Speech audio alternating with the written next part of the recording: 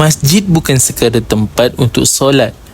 Ia adalah pusat kehidupan, pusat ilmu dan pusat kebersamaan umat Islam. Tetapi, sebuah masjid hanya akan bernyawa jika ada insan-insan yang mengimarahkannya.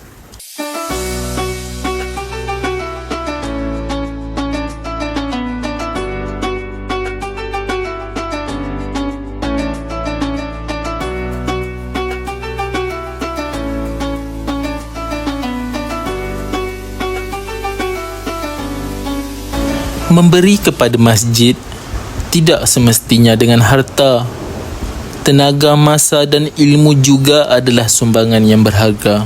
Setiap tangan membantu membersihkan, setiap bibir yang menyebarkan ilmu, setiap hati yang hadir dengan niat yang ikhlas, semuanya adalah sebahagian daripada usaha menghidupkan masjid. Lihatlah anak-anak muda ini. Mereka adalah generasi yang bakal mewarisi masjid ini. Jika mereka dibiasakan dengan rumah Allah sejak muda lagi, kelak mereka akan menjadi insan yang mencintai masjid. Maka tanggungjawab kita adalah menanam rasa kasih dan hormat mereka terhadap tempat ini. Allahu Akbar, Allahu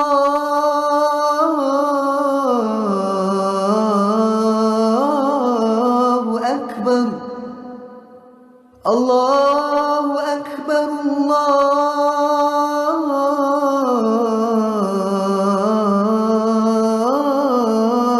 Akbar. Mengimarahkan masjid adalah tugas bersama, bukan hanya milik iman, bukan hanya tanggungjawab Bilal, tetapi amanah setiap individu dalam masyarakat.